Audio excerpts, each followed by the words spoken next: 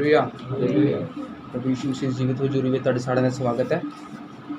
ਮੈਂ ਉਸ ਪਰਮੇਸ਼ਰ ਦਾ ਧੰਨਵਾਦ ਕਰਦਾ। ਉਸ ਪਰਮੇਸ਼ਰ ਨੇ ਸਾਨੂੰ ਫਿਰ ਤੋਂ ਇੱਕ ਅਦਭੁਤ ਸਮਾਂ ਦਿੱਤਾ ਸਾਡੇ ਜੀਵਨਾਂ ਦੇ ਵਿੱਚ, ਤਾਂ ਕਿ ਅਸੀਂ ਇੱਕ ਵਾਰ ਫਿਰ ਬੈਠ ਕੇ ਉਸ ਦੇ ਨਾਮ ਦੀ ਆਰਾਧਨਾ ਉਪਾਸਨਾ ਕਰ ਸਕੀਏ, ਉਸ ਦੇ ਵਚਨਾਂ ਵਿੱਚੋਂ ਸਿੱਖ ਸਕੀਏ। ਪਰਮੇਸ਼ਰ ਦੀ ਬਹੁਤ ਵੱਡੀ ਭਲਾਈ ਹੈ ਸਾਡੇ ਜੀਵਨਾਂ ਦੇ ਵਿੱਚ। ਅਸੀਂ ਉਸ ਦੀ ਭਲਾਈ ਨੂੰ ਯਾਦ ਕਰਦੇ ਹੋਏ ਹਮੇਸ਼ਾ ਧੰਨਵਾਦ ਦੇਣਾ ਹੈ। ਜੋ ਅਸੀਂ ਪਰਮੇਸ਼ਰ ਦੇ ਵਿੱਚ ਮਿਹਨਤ ਕਰਦੇ ਹਾਂ, ਜੋ ਅਸੀਂ ਉਸ ਦੀ ਆਰਾਧਨਾ ਕਰਦੇ ਹਾਂ, ਉਸ ਦੇ ਵਿੱਚ ਸਾਡੀ ਵਿਅਰਥ ਮਿਹਨਤ ਨਹੀਂ ਕਰੀ ਜਾਂਦੀ। ਹਾਲੇਲੂਇਆ। ਤੁਸੀਂ ਵਿਸ਼ਵਾਸ ਕਰਦੇ ਹੋ ਸਾਡੀ ਮਿਹਨਤ ਹੈ, ਜੋ ਅਸੀਂ ਮਿਹਨਤ ਕਰ ਰਹੇ ਹਾਂ, ਇਹ ਸਾਡੀ ਮਿਹਨਤ ਕੀ ਵਿਅਰਥ ਨਹੀਂ ਜਾ ਰਹੀ, ਬਲਕਿ ਇਹ ਕੀ ਹੈ, ਸਾਡੀ ਇੱਕ ਜਿਸ ਪ੍ਰਕਾਰ ਇੱਕ ਅਟੈਂਡੈਂਸ ਲੱਗਦੀ ਹੈ, ਉਸੇ ਪ੍ਰਕਾਰ ਕੀ ਹੈ ਸਾਡੀ ਵੀ ਸਵਰਗ ਵਿੱਚ ਅਟੈਂਡੈਂਸ ਲੱਗਦੀ ਹੈ ਕਿ ਮੇਰੇ ਬੱਚੇ ਮੈਨੂੰ ਟਾਈਮ ਦੇ ਰਹੇ ਆ, ਮੇਰੇ ਬੱਚੇ ਮੈਨੂੰ ਸਮਾਂ ਦੇ ਰਹੇ, ਮੇਰੇ ਨਾਲ ਸਮੇਂ ਨੂੰ ਬਿਤਾ ਰਹੇ ਆ।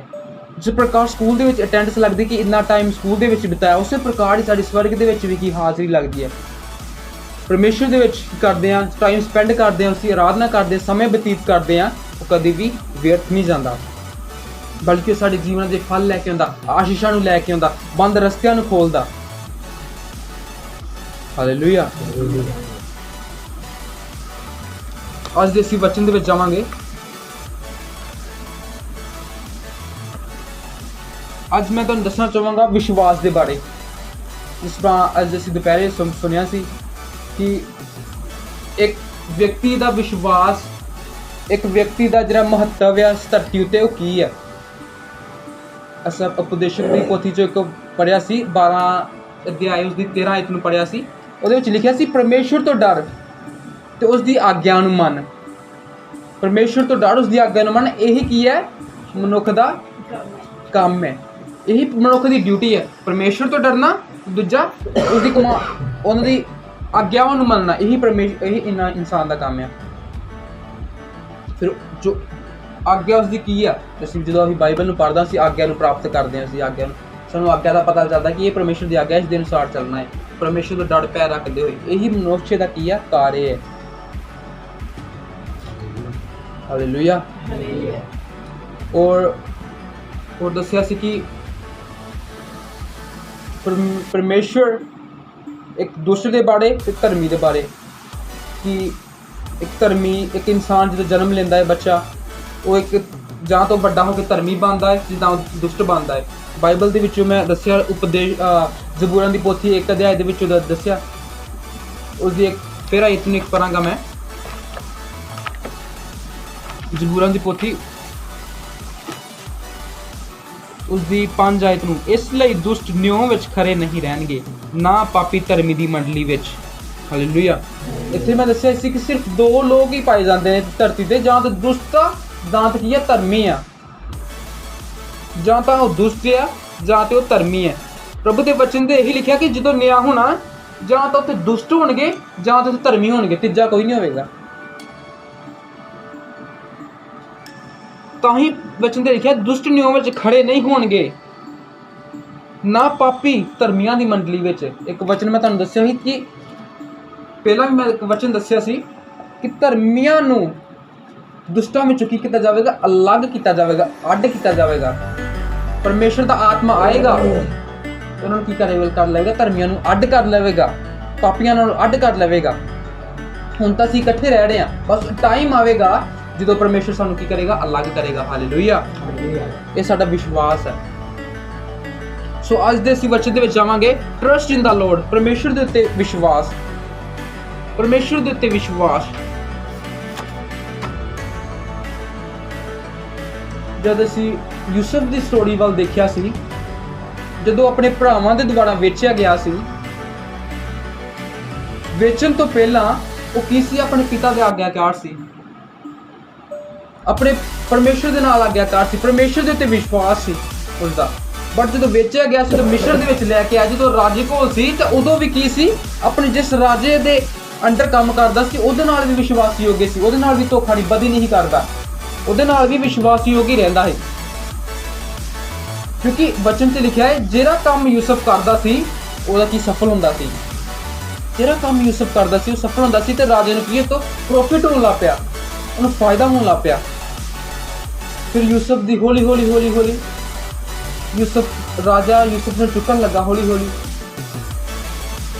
ਇਸੇ ਪ੍ਰਕਾਰ ਜਦੋਂ ਵਿਸ਼ਵਾਸ ਸਾਡਾ ਭਰੋਸਾ ਉਸ ਪਰਮੇਸ਼ਰ ਤੇ ਹੁੰਦਾ ਹੈ ਤਾਂ ਪਰਮੇਸ਼ਰ ਕਦੇ ਵੀ ਸਾਡੇ ਕੰਮ ਨੂੰ ਅਧੂਰਾ ਨਹੀਂ ਰਹਿਣ ਦਿੰਦਾ। ਜਿਹੜੇ ਕੰਮ ਲਈ ਅਸੀਂ ਸ਼ੁਰੂਆਤ ਕਰਾਂਗੇ ਉਹ ਕੰਮ ਕਦੀ ਅੱਧ 'ਚ ਨਹੀਂ ਬਲਕਿ ਉਹ ਪੂਰਾ ਹੋਵੇਗਾ। ਹਾਲੇਲੂਇਆ। ਸਾਡਾ ਵੀ ਯੂਸਫ ਵਾਂਗੂ ਵਿਸ਼ਵਾਸ ਹੋਣਾ ਚਾਹੀਦਾ ਉਸ ਪਰਮੇਸ਼ਰ ਤੇ। ਚਾਹੇ ਉਹ ਆਪਣੇ ਭਰਾਵਾਂ ਦੁਆਰਾ ਵੇਚਿਆ ਗਿਆ ਸੀ, ਚਾਹੇ ਉਹ ਆਪਣੇ ਪਿਤਾ ਤੋਂ ਅਲੱਗ ਹੋ ਗਿਆ ਸੀ, ਚਾਹੇ ਉਹ ਆਪਣੇ ਪਿਤਾ ਲਈ ਉਹ ਮਰ ਗਿਆ ਸੀ, ਬਟ ਫਿਰ ਵੀ ਉਸਦਾ ਵਿਸ਼ਵਾਸ ਕਿਸ ਉੱਤੇ ਸੀ? ਪਰਮੇਸ਼ਰ ਦੇ ਉੱਤੇ। ਕਹਿੰਦਾ ਸੀ ਨਹੀਂ, ਅਗਰ ਮੈਂ ਮਿਸ਼ਰ ਦੇ ਵਿੱਚ ਆ ਗਿਆ ਤਾਂ ਮੇਰਾ ਪਰਮੇਸ਼ਰ ਤੇ ਉਹੀ ਹੈ ਨਾ ਸਵਰਗ ਦੇ ਵਿੱਚ ਬੈਠਾ, ਉਹ ਮੈਨੂੰ ਦੇਖਦਾ ਪਿਆ ਹੈ। ਉੱਥੋਂ ਵੀ ਪਾਪ ਤੋਂ ਭੱਜਿਆ, ਚਾਹੇ ਉਹ ਜੇਲ੍ਹ ਦੇ ਵਿੱਚ ਹੀ ਤਾਂ ਵੀ ਉਹ ਪਰਮੇਸ਼ਰ ਦੇ ਡਰ ਪੈ ਦੇ ਵਿੱਚ ਸੀ। ਨੀਤੀ ਵਚਨ ਉਸ ਦੀ 3 ਦੀ 5-6 ਆਇਤ ਨੂੰ ਪੜਾਂਗੇ। ਕਹੋਤਾਂ ਦੀ ਕਿਤਾਬ 3 ਅਧਿਆਏ 5 ਤੇ 6 ਆਇਤ ਨੂੰ ਪੜਾਂਗੇ। ਆਪਣੇ ਪੂਰੇ ਦਿਲ ਨਾਲ ਯਹੋਵਾ ਉੱਤੇ ਭਰੋਸਾ ਰੱਖ ਅਤੇ ਆਪਣੀ ਹੀ ਸਮਝ ਉੱਤੇ ਇਤਬਾਰ ਨਾ ਕਰ। ਆਪਣੇ ਸਾਰੇ ਰਾਹਾਂ ਵਿੱਚ ਉਹਨੂੰ ਪਛਾਣ ਅਤੇ ਉਹਦੇ ਵੀ ਮਾਰਗਾਂ ਨੂੰ ਸਿੱਧਾ ਕਰੇ। ਹਾਲੇਲੂਇਆ। ਪਰਮੇਸ਼ਰ ਦੇ ਵਚਨ ਤੇ ਲਿਖਿਆ ਹੈ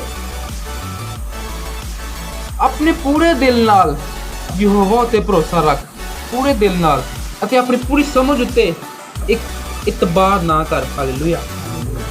ਆਪਣੇ ਪੂਰੇ ਦਿਲ ਨਾਲ ਕੀ ਕਰ? ਯਹੋਵਾ ਤੇ ਭਰੋਸਾ ਰੱਖ, ਉਸ ਪਰਮੇਸ਼ਰ ਉੱਤੇ ਪੂਰੇ ਦਿਲ ਦੇ ਨਾਲ ਕੀ ਕਰ? ਵਿਸ਼ਵਾਸ ਕਰ। ਆਪਣੇ ਉੱਤੇ ਵਿਸ਼ਵਾਸ ਨਾ ਕਰ, ਆਪਣੀ ਸਮਝ ਉੱਤੇ ਇਤਬਾਰ ਨਾ ਕਰ। ਕਿਤੇ ਆਪਣੀ ਸਮਝ ਦਾ ਸਹਾਰਾ ਲੈ ਕੇ ਕਿਤੇ ਇਹ ਨਹੀਂ ਕਹਿਣਾ ਕਿ ਮੈਂ ਬਹੁਤ ਸਮਝਦਾਰ ਵਿਅਕਤੀ ਹਾਂ। ਆਪਣੀ ਸਮਝ ਦਾ ਭਰੋਸਾ ਨਹੀਂ ਬਲਕਿ ਉਸ ਪਰਮੇਸ਼ਰ ਦਾ ਭਰੋਸਾ ਲੈਣਾ ਹੈ। ਇਨਸਾਨ ਚਾਹੇ ਜਿੰਨਾ ਵੀ ਬੁੱਧੀਮਾਨ ਹੋ ਜਾਏ, ਲੇਕਿਨ ਪਰਮੇਸ਼ਰ ਦੇ ਵਚਨ ਦੇ ਵਿੱਚ ਲਿਖਿਆ ਹੈ ਕਿ ਪਰਮੇਸ਼ਰ ਦੀ ਮੂਰਖਤਾ ਵੀ ਇਨਸਾਨ ਦੇ ਲਈ ਕੀ ਹੈ? ਇਨਸਾਨ ਦੇ ਲਈ ਉਹ ਇਨਸਾਨ ਦੇ ਬਰਾਬਰ ਉਹ ਕੀ ਆ? ਬਹੁਤ ਹੀ ਬੁੱਧੀਮਾਨ ਦੀ ਗੱਲ ਹੋਵੇ। ਅਗਰ ਪਰਮੇਸ਼ਰ ਦੀ ਮੂਰਖਤਾ ਦੀ ਵੀ ਗੱਲ ਅਸੀਂ ਕਰ ਦਈਏ, ਉਹ ਵੀ ਇਨਸਾਨ ਦੇ ਲਈ ਬਹੁਤ ਹੀ ਵੱਡੀ ਕੀ ਆ? ਸਮਝ ਦੀ ਗੱਲ ਆ। ਹਾਲੇਲੂਇਆ। ਇਸੇ ਕਰਕੇ ਪਰਮੇਸ਼ਰ ਕਹਿੰਦਾ ਹੈ, ਪਰਮੇਸ਼ਰ ਦੇ ਵਚਨ 'ਚ ਲਿਖਿਆ ਹੈ ਕਿ ਆਪਣੀ ਸਮਝ ਦਾ ਨਾ ਸਹਾਰਾ ਲੈ ਬਲਕਿ ਪੂਰੀ ਰੀਤੀ ਦਾ, ਸੰਪੂਰਨ ਰੀਤੀ ਦੇ ਨਾਲ ਪਰਮੇਸ਼ਰ ਉੱਤੇ ਸਹਾਰਾ ਰੱਖ, ਭਰੋਸਾ ਰੱਖ। ਇਹ ਪਰਮੇਸ਼ਰ ਦਾ ਵਚਨ ਸਾਨੂੰ ਸਿਖਾ ਰਿਹਾ ਹੈ ਕਿ ਮੇਰੇ ਉੱਤੇ ਵਿਸ਼ਵਾਸ ਕਰ, ਆਪਣੀ ਸਮਝ ਉੱਤੇ ਇਤਬਾਰ, ਭਰੋਸਾ ਨਾ ਰੱਖ।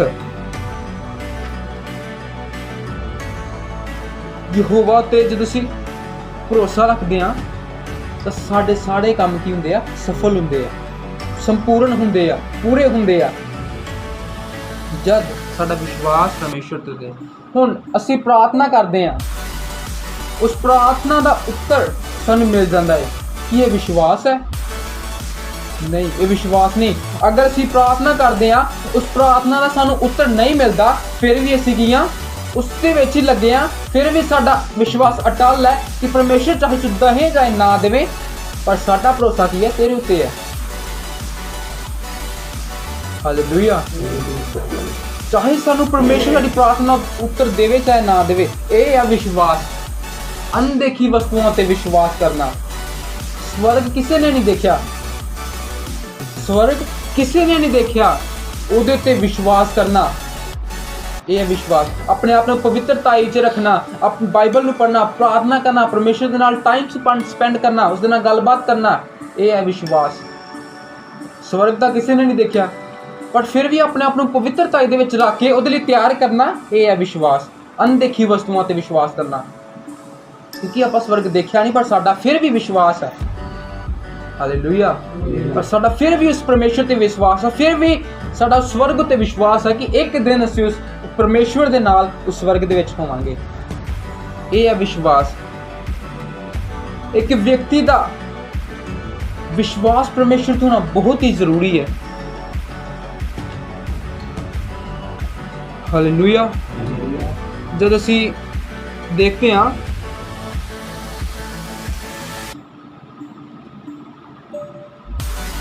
अठत्ती साल ਦਾ ਰੋਗੀ ਸੀ,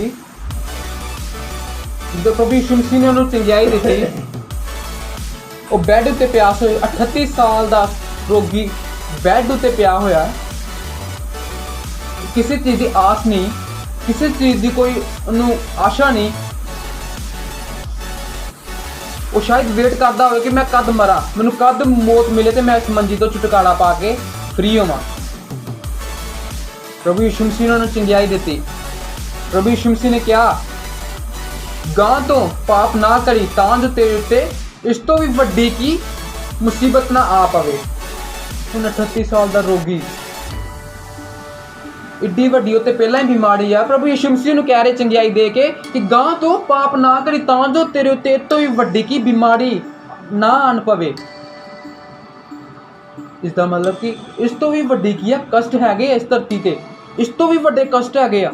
हुण 38 साल का रोगी बैड उत्ते पिया, उसनों प्रभु यीशु मसीह कहे गां तो ना पाप करी तां जो तेरे उत्ते भारी कलेश ना आ पवे।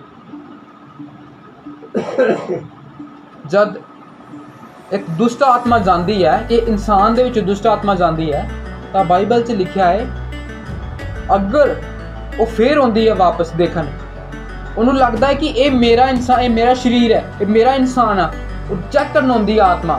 अगर वो फिर इंसान पाप दे विच आ, अगर वो फिर इंसान उही कामां दे विच आ, परमेश्वर दे विच नहीं आ, पवित्रता दे विच नहीं रह रहा, तो की करदा 7 दुष्ट आत्माओं नूं लैके आउंदी है। 7 दुष्ट आत्मा उहदे उत्ते सारे अटैक करदे आ, फिर वो ज़्यादा डिगदा है। ये है वड्डा कलेश। तां ही परमेश्वर ने कहा, तां ही प्रभु यीशु मसीह ने कहा कि गां तो पाप ना करी तां जो तेरे उत्ते भारी कलेश ना आन पवे। ये है मतलब उसका कि किते तेरे उत्ते होर इस तों वड्डा ना कष्ट आन पवे। हालेलुया।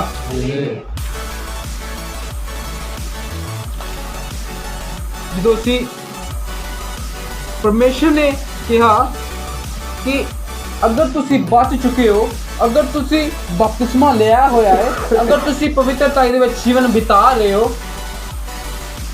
तो अगां तो इहदे विच ना प्रवेश करना,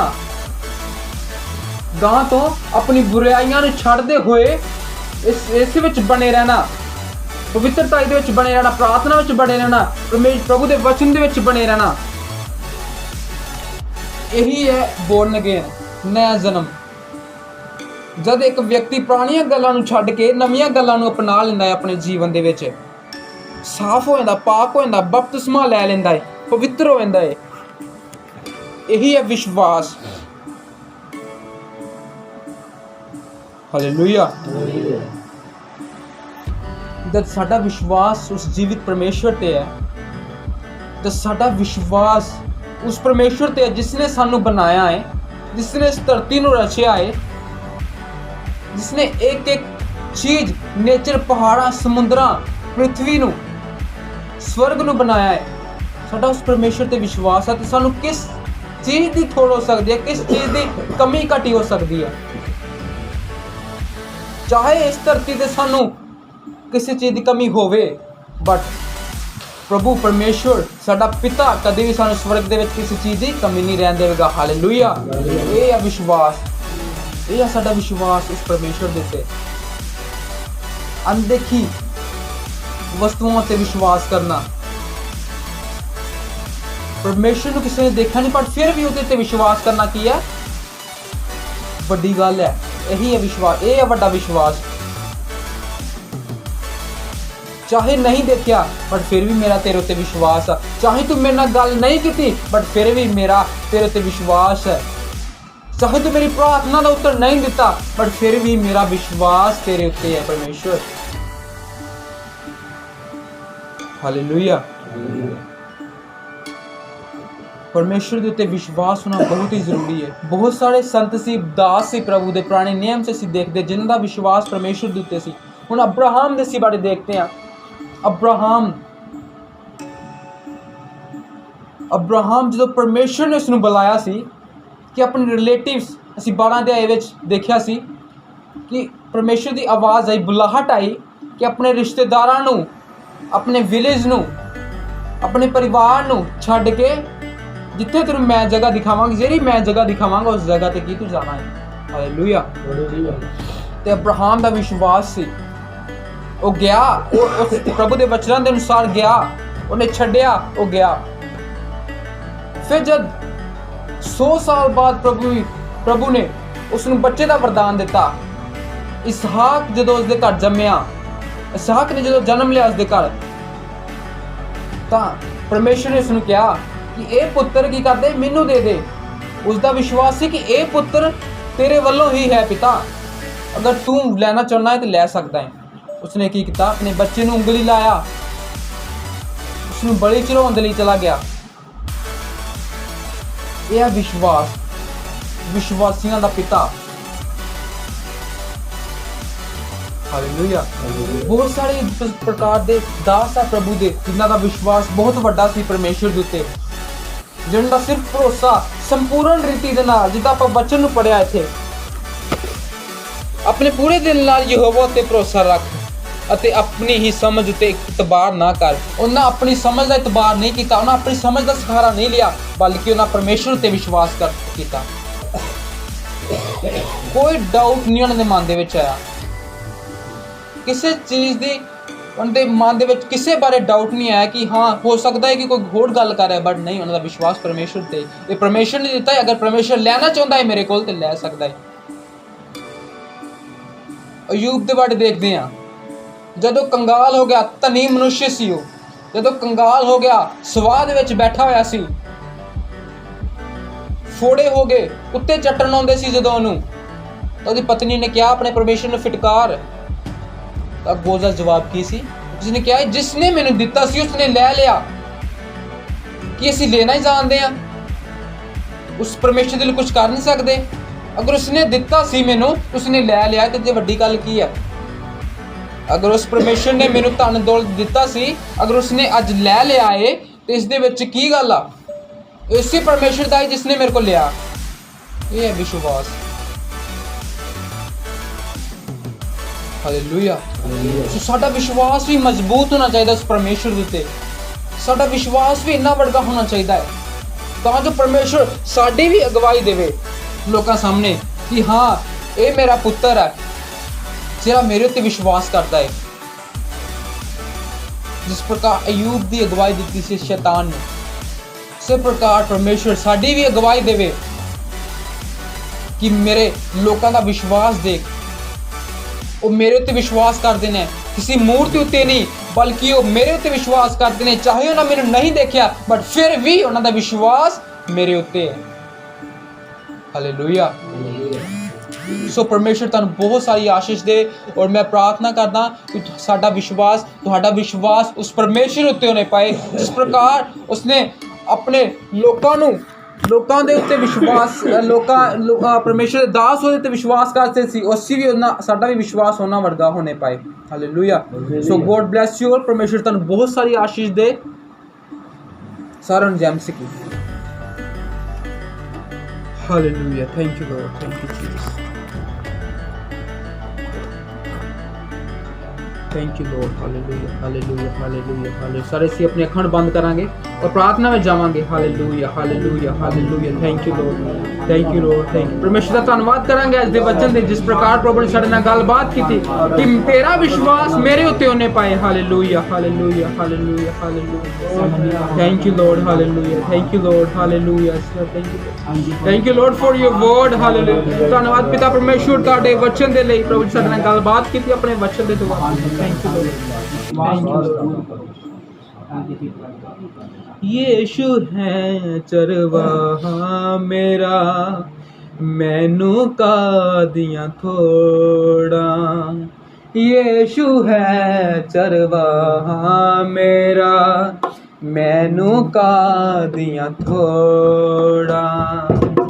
यीशु है चरवाहा मेरा, मैनू कादियां थोड़ा। यीशु है चरवाहा मेरा, मैनू कादियां थोड़ा। वगदा उस तो रहम दा चश्मा, वगदा उस तो रहम दा चश्मा, वगदा उस तो रहम दा चश्मा, वगदा उस तो रहम दा चश्मा। मुक जावन सब थोड़ा, यीशु है चरवाहा